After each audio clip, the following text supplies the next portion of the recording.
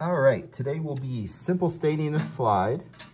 For our simple stain today, you can use most different, or you can use various stains, but we're gonna be using Crystal Violet. That comes in a labeled bottle. It says just as such, has a dripper top so that it controls the flow of the stain onto our slide. Now, our slide has already been prepared. It's already been heat fixed with a nice bacterial sample here, labeled and whatnot. We just have to go through the staining process to be able to add color to our specimen so that we can see it in our microscope well. Otherwise, without the chromophore, we're not gonna be able to actually see the specimen very well underneath our light microscopes. So to do this, we're gonna apply the Crystal Violet for 1 minute.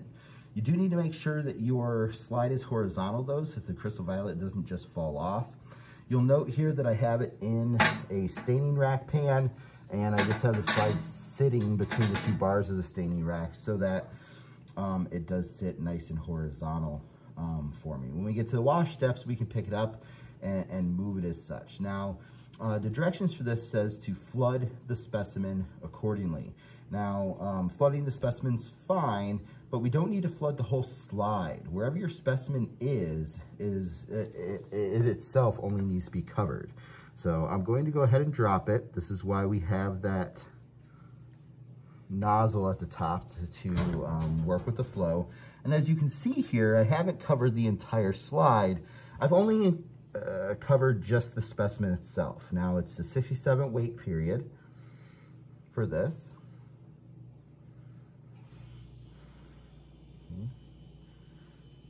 I'm gonna wait a little less than that for the sake of demonstration. But after that, we're going to rinse the specimen with deionized water here. Now, when you grab your bottles, always make sure that you're checking to see what the bottle says to make sure that you're actually applying what you intend and not something else. A lot of the staining station here at SUNY Erie also have decolorizer, and if you apply the decolorizer, you're gonna defeat the purpose of your simple stain. Now, once we go ahead and have our slide ready, okay, we pick it up and you can see the stains already starting to fall off. But at that point, we wash it from the top of the slide. I go from the frosted side and let the water run down that slide accordingly. I do not spray right over the top of my sample, okay? And the reason for this is that I don't want that specimen that I put on the slide to come off. There's no reason to add added pressure when I could just have the water go over the sample itself. And now you can start to see the beautiful purple color of the Crystal Violet coming through on that specimen. It shouldn't be a big blob if you did your bacterial smear correctly. It should just be a light coloration there, and you can see that with the bibulous paper. And then from there, I take bibulous paper, I put the slide inside, okay, and then I go ahead